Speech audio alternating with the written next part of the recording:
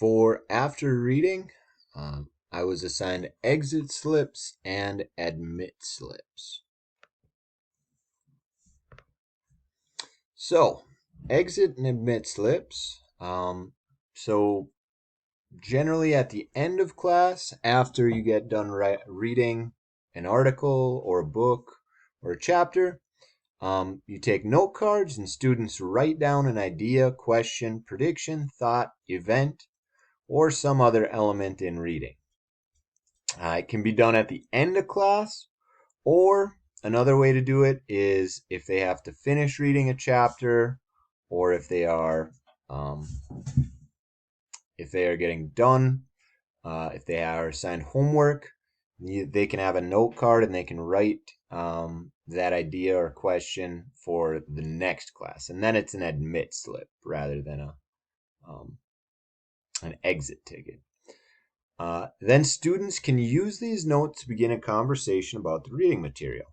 It connects learning from one day to the next, and it provides a snapshot of where students are for the teacher.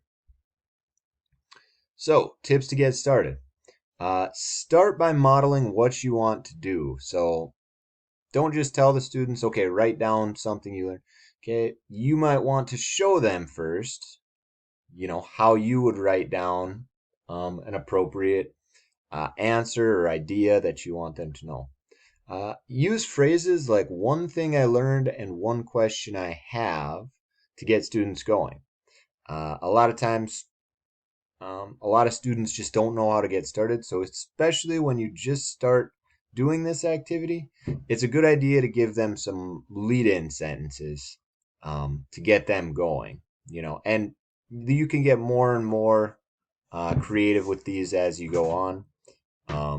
You might say something like, my favorite character is this person if you're reading a novel, or you could say, um, the most interesting thing was this. Okay, any sort of lead-ins work really well. Okay, then allow students to pass cards around and write responses on the back of other students' cards. So this gets students kind of thinking not just on their own, but what other students are thinking as well. You can mix up how you want them passed. You can say pass it to the left, pass it to the right, pass it two people back, anything like that.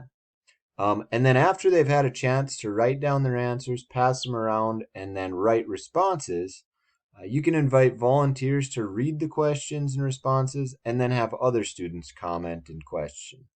And this just gets a conversation going for the entire classroom. So, the example I have, I my standard was on measurement and allowing students to identify the correct measurements for different models. So I pulled up an article about renovating a house and how to estimate the costs of that house, whether it's square footage or windows. But at the end of the article, after the students had read it, um, I would go up to the board and I would write, one thing I learned was this the main factor in determining the costs to remodel a house is square footage.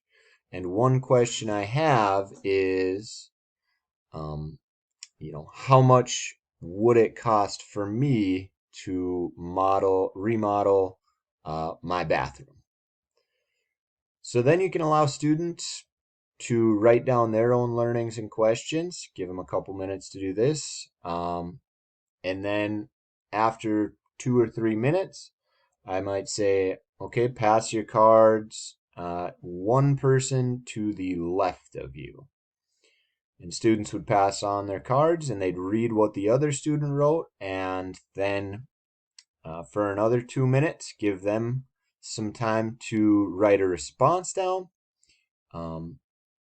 And then we could have a whole class discussion. So maybe I would call on one student, and that student might say, Connor said that one thing he learned was that windows on average cost $850 to replace.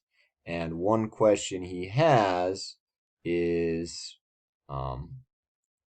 you know, does the size of the window matter? And on the back, I wrote that the size of the window definitely will matter. Bigger windows will cost more money and take more construction or take more time to do, increasing the labor costs. And then you could have other students comment on that, what they think. So that is exit tickets and admittance slips.